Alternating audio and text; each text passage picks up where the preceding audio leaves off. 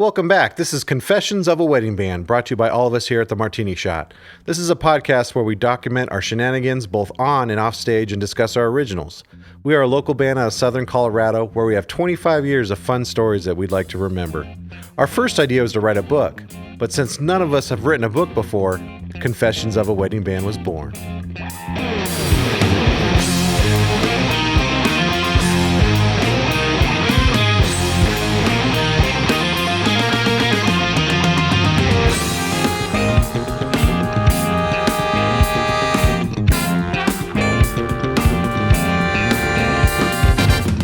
Got everybody here in the room again, once again. I'm Brian. I'm the host of the show, positive vibe technician. I play trumpet for the band. I'm Brooke. I play bass. Brian, Michael, Walter, guitar. I'm Greg. I play drums. I'm Shy, but I'm Rob, and I play sax and keyboards. I'm Steven. I play guitar and saxophone.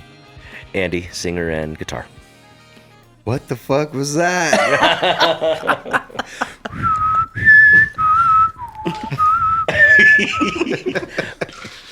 I'm Shy. I was trying to think of And something now, on Jeopardy, I'll take What's My Name for 200. cliffhanger. It's one of those that keeps you wondering.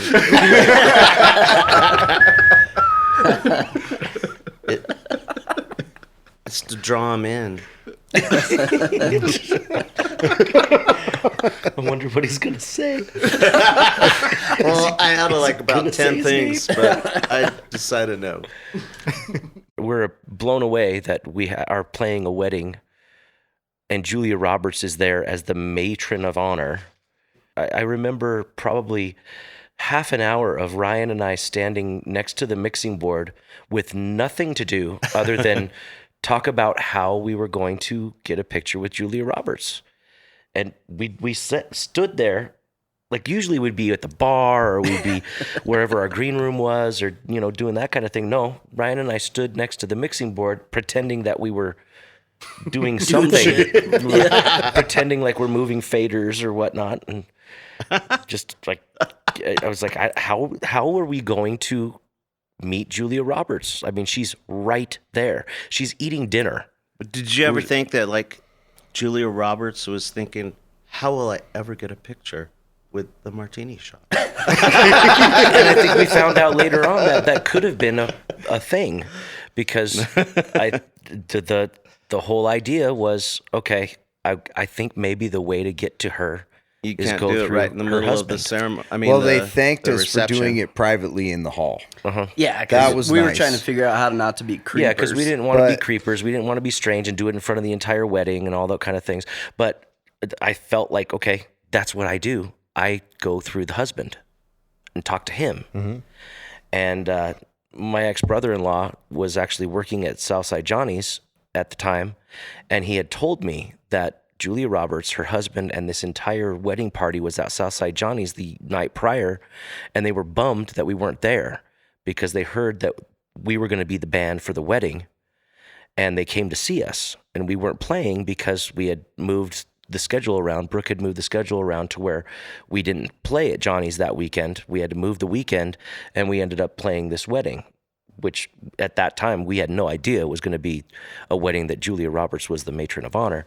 Right. So, Yeah, I would have not drank as much in the Golden Bee. That would have been the first move because we had 2 full yards of 2 ale. yards. Yep. And Ryan was trying to do a first down. Ryan was trying to get it 10 yards. 10 yards. Wow, I totally forgot about that. Remember you said that's how you want to die. Yeah. I'm going to die at the Golden Bee doing a first down.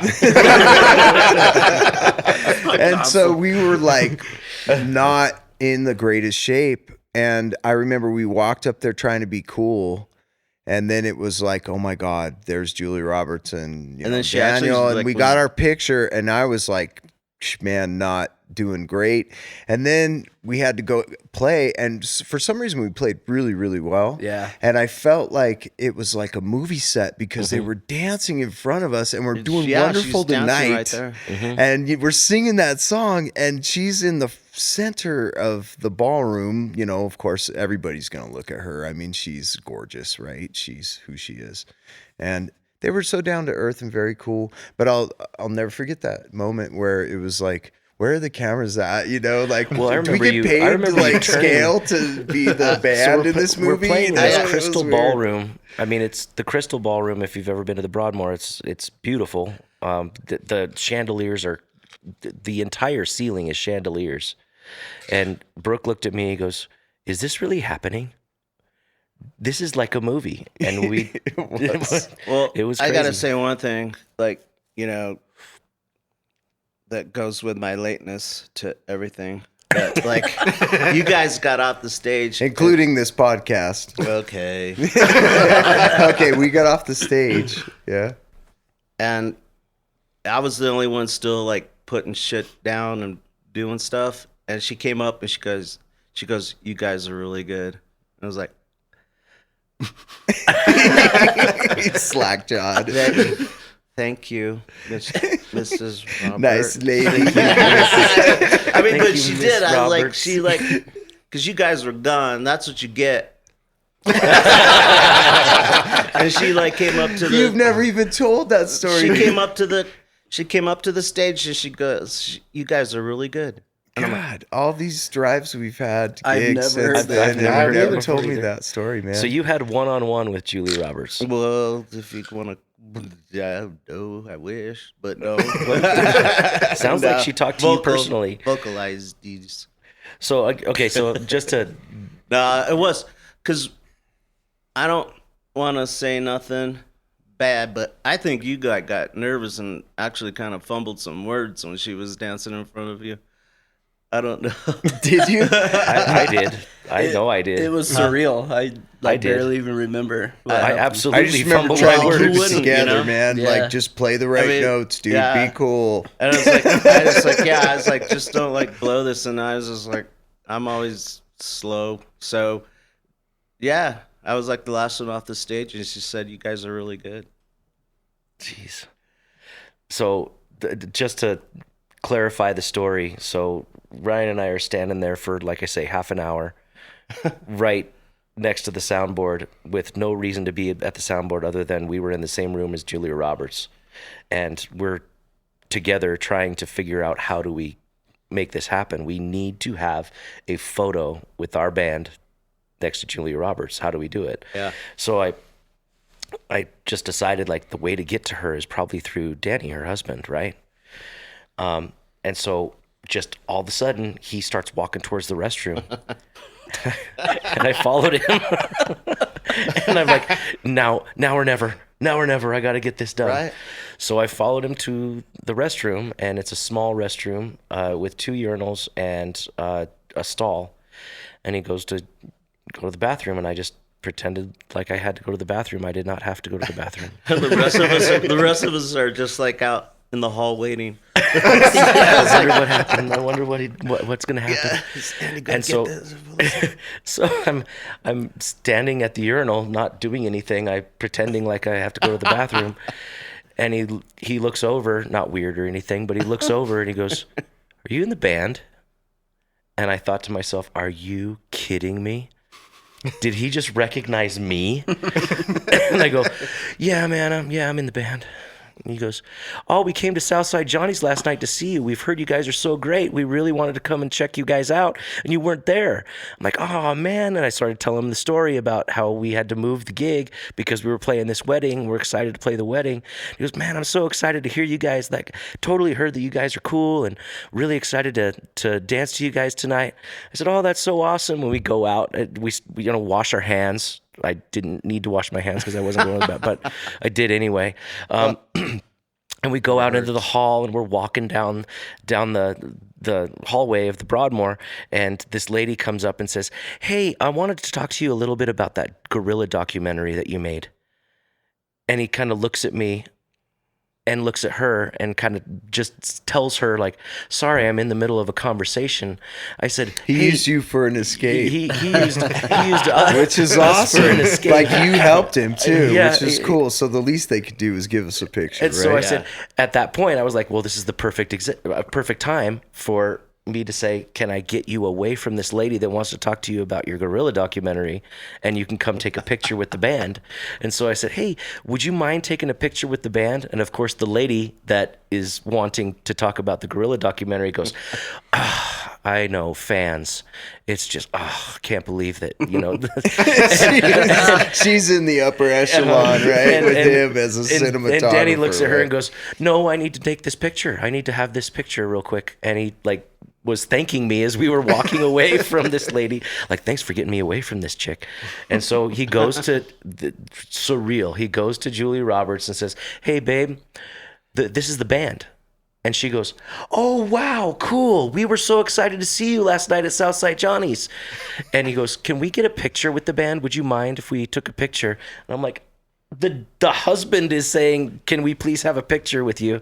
And the rest is history. And meanwhile, we're all standing around like a bunch of assholes trying to figure out how to not look. Yeah, I know. we're just all taking pictures. And then right there, we all ran up Pointing there. at, Okay, so pointing then- at the paintings. Okay. Yeah. So then the whole thing that lies in the balance here is our amazing sound man, Jerry, Oh my who's gosh. kind of a grumpy cuss and very pro and doesn't want anything to do with this entire encounter. Like, it comes up to him because, like, did I hand my phone or who? I think it was actually A real camera. Real Yeah. camera, back then. Yeah. I Okay, think it was so my like, camera. yeah, so and he goes, He didn't "I'll want to take the He picture. didn't want to do it. Yeah. He was Remember? like, we're not Yeah. gonna. It's like, yeah. I don't take pictures. Yeah. But it's fucking Julia Roberts. You don't take a put picture. your finger on the phone. And thank God he did, and it didn't come out all entirely like Well, stupid too, yeah, like and blurry. Well, and- yeah. Yeah. I worked hard for that picture. You did. Whipped your It dick almost out didn't for all of us. happen. I mean, we were standing there, and I'm like, Andy, whip your dick out. Hey, Julia Roberts' husband. you got to give him props because like he followed Danny. Andy He followed Daniel followed down into the hall urinal. and went in to the bathroom Hey, and like hey, made it happen. Hey, Nice Yeah. piece. Should we get a pic? Not of your dick. I practiced pretty good bathroom etiquette. I mean, there were only 2 urinals. I had to go to the one right next to him. I had to. I didn't look no, it was anywhere. I mean, that's strategically weird. planned. It was great. And you followed through. Have you ever seen that picture? She's about like 2 feet above all of us. I know she is. We just look like, can we go to the gold mine for you and get some diamonds? Bring them back to you, pretty woman.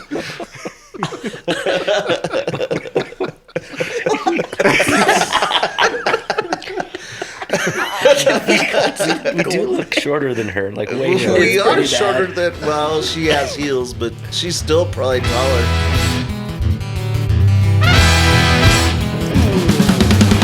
Bloody Mary, how contrary, where does your garden grow? We're dropping bombs to get it on, so line them up in a row.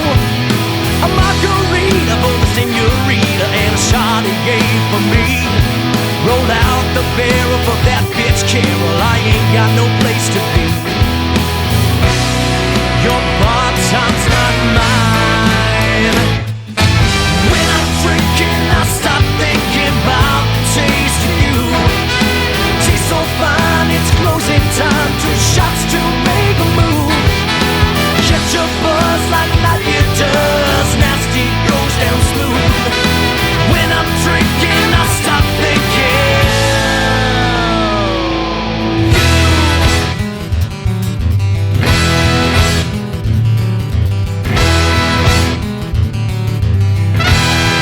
You know it's on like Donkey Kong when you buy the next round from me.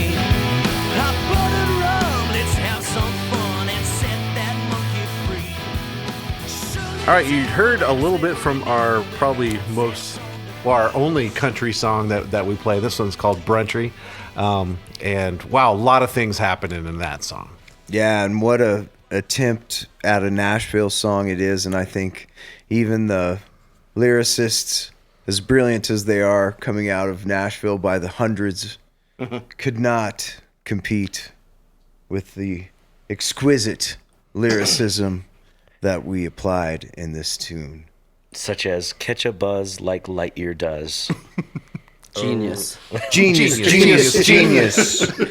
So this is Roll the barrel Brountry. for that bitch Carol. Nobody's named Carol anymore. But it does start off lyrically pretty strong because, I mean, it's hard to go anywhere from, when I'm drinking, I start thinking about the taste of you and not be just like a totally, where this song's going. And I didn't write that. I wrote the when I'm drinking, I start thinking. I always wanted to write a song like that. But yeah, the rest of it. And then I took it. Take it. I took it the direction where it could be really, really bad. It didn't go that way though. No. No. And I think I kind of always wanted to try a country song, and then that's when like bro country was huge. Mm-hmm. Which hence the name Yeah. Brountry. So yeah, anybody that's wondering what is Brountry? That's not a word. Well, it's just a combination of bro and country. Bro country. Brountry. And I think it started out with that acoustic guitar lick and then kind of went from there, but I really like that. I don't even know where that came from. Yeah, elaborate, because, honestly, I can't figure out how we wrote this song, like where it came from. Like, it's so solid musically, like there's so much going on. It's like, got all that intense horn stuff. It has the incredible hook, which I think is really good. There's lots of harmonies in there that we're singing. They're solid. Everything about this song is like really solid riff rock, right? With horns. Yeah. With these country drinking lyrics over the top, right? And how did it all happen? Like, I can't remember how it even came together. I had that lick on my phone for probably a good 2 years and just had no idea what to do with it. And then when we decided to try that, I was like, oh, that kind of sounds, country-ish. And then started from there and then just went to the simplistic chords. And then, but yeah, I think my favorite thing about this entire thing was just recording it, because that's when I got to throw my amp in the other room in the cabin, and you can just hear. There's just something about that room because it's just made of wood, I guess. But we got to crank it. That's probably the loudest I've ever cranked. It sounded my amp. so good. Ever. It hummed. Yeah. When I'm drinking, I stop thinking about the taste of you. Tastes so fine, it's closing time to shut. Get the buzz like it does, nasty goes down smooth. When I'm drinking, I stop thinking. I was taking a nap in the next room when you were doing your solo, man. That's what I remember. You were about taking it. a nap? Yeah, I was in the other room. You were just doing your solo there, so I was just like, I'm tired. I'm gonna go take, But I really wasn't napping. I was listening to you play, man. And but I was like laying in the bed, and all I could hear you just playing all those riffs, and every time I hear the song, I think about that time where I was taking a nap. It's funny though. I remember you coming out of the room after you took your nap, and you're like, "That was the best nap ever." Yeah, I did. Yeah, because I knew we were making some really good progress on there. Because I was just like, man, that sounded great. Yeah. Your tone was just humming. Yeah, Man. best I've ever Sounded so gotten. good. Oh, it And I did. think that's because that's the only time I was able to crank it as much as I could, because we were out in the woods. Those boogies are meant to crank, man. That was funny though, because I was recording that sitting in the kitchen, and like it was early, and everybody was cooking breakfast while I was playing that and everything. It was funny, man. But yeah, that was a good time. Well, I can remember you guys had those riffs, and those riffs were so intense that it made me decide that the bass should be more like Zeppelin, John Paul Jonesy, And that first kind of thing that I came up with was just that moving line all the time through there. So I'm playing a riff, he's playing on acoustic a riff, And then there's the electrics are playing a riff, the horns are playing a riff. It's like full of just riff. It's riff rock. Like, and it gets intense, like the way that the drums build up and you come right into, you know, you know you're gonna get it on, you know, kind of, you know, it sounds very, I always say Dave Matthews, but you know, like with the horns on top of it, with all that production, there's a very big crescendo in that third before the final verse. And all I can remember is like you guys trying to remember, I remember the lyric content where we were trying to come up with the lyrics. Yeah, it's like And- we try to think of every kind of drink and then a rhyme to It go was along like, with the drinks. and it's like slippery nipple, you know. It's like, okay, sex on the beach, you got to use that. You know what I mean? Like, I just remember We it had got to use ridiculous, Jägerbomb. right? Yeah, it that's got what silly. So that part of the writing process was at the cabin, right? It was at the cabin. Yeah, And I think we were all sitting around in a circle, and we all just started throwing out all the drinks, every drink that we could think of, and yep, gotta use Jägerbomb, gotta use slippery Yeah, I nipple, know. gotta use that. I Yeah. was like, thank your mom, but I'm too young.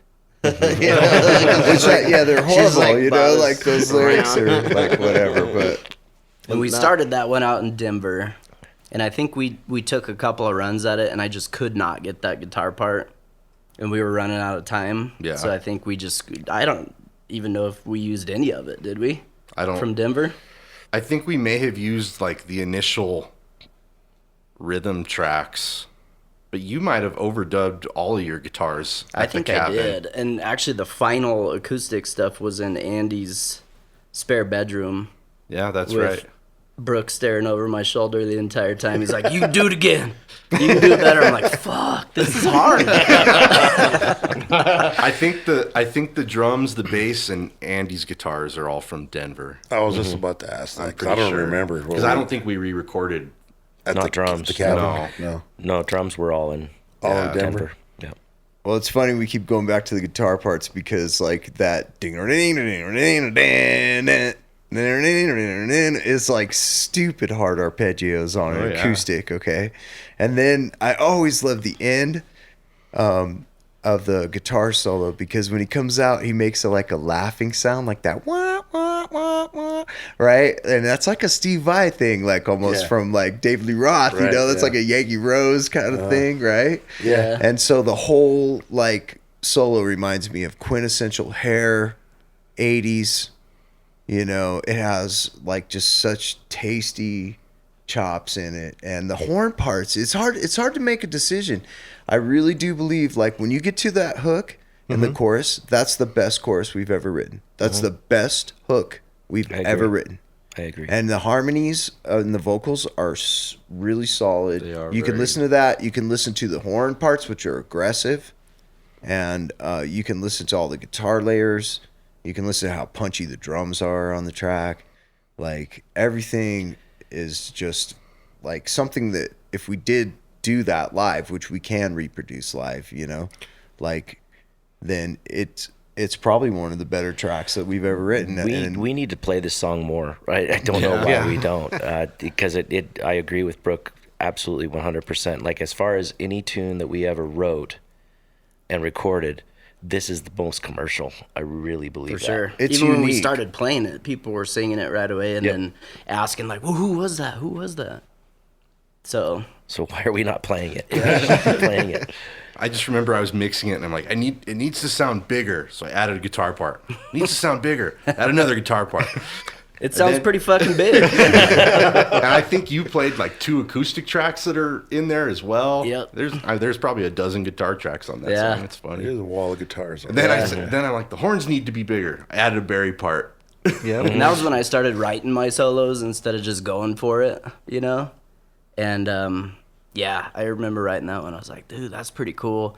And then there's this really tough bend at the very end on like the 2nd fret, which you have to Yeah. really get up there. Oh, yeah. But I think I got it in 1 or 2 takes. I'm pretty sure. Well, and the way it kind of just soars over that last chorus, it's just really cool. Yeah, it's fun. It's a great solo. does it fit? Like, I mean, Nashville wouldn't play it, right? Even though they're getting really close. I mean, they have all that rap now and everything that's mixed in.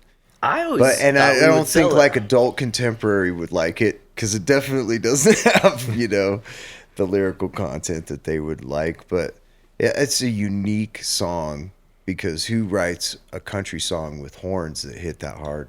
Yeah. you with know? a ton of distortion. Tons. What's even crazier is who writes a song about drinking. It's a heavy metal country song about drinking. I mean, Yeah, Not if us. country music wrote a song about that, they would make $1 million. $1 million. One. plus million.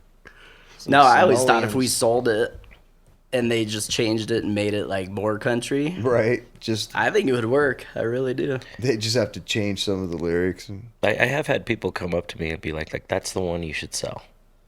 That's the one you should sell because that. I don't know. I think it was funny though, like even when we were playing our acoustic shows and stuff, like your students would come up and try to play that. It's it's Well, hard. it's It's a funny you hard say part. that. Yeah. So Gibby, Yeah. Christian. So he's a local musician in town, former student of mine, very, very, very good friend, very good musician. and a Yeah. wonderful musician, and he's playing solo shows always. He's a looper. He does all the looping things, all the Amazing that what kind of does stuff. with- He does a with great that. job. But so I showed up at the Clink one night. I was out with the wife and some friends, and he goes, "Come up and do a tune." I'm like, I don't really want to play. He goes, "I'll play." And I go, "Okay, what do you want to do?" And he starts Brountry. Nice. And he plays the whole thing straight down. That's cool. Do-da-da, do-da-da, do-da-da. It's pretty cool. And sang Brountry with him. And he loves that acoustic lick. Yeah, I Pretty know. cool. Yeah, he asked me how to play it. I'm like, I don't fucking know. It's some weird voicings of some chords yeah. you came up with. It's cool how Yeah, it it has works. like a baritone guitar sound to it, doesn't it? Yeah. It's dark and Well, 'cause like I think you're playing like an E chord, but it's as if it were down an octave. Yeah. Yeah. It's pretty cool. Yeah. And that wraps it up for another episode of Confessions of a Wedding Band. Thank you so much for listening to our little experiment in documenting our stories. Check us out on all the socials at Martini Shot Band, and of course check out our website, martinishotband.com. This podcast is produced by all of us here at the Martini Shot and audio engineered by the Emperor of Awesomeness, Stephen Falsetto. Keep supporting local music in your community and don't forget about your wait staff. Tip them and tip them well. We'll see you next time.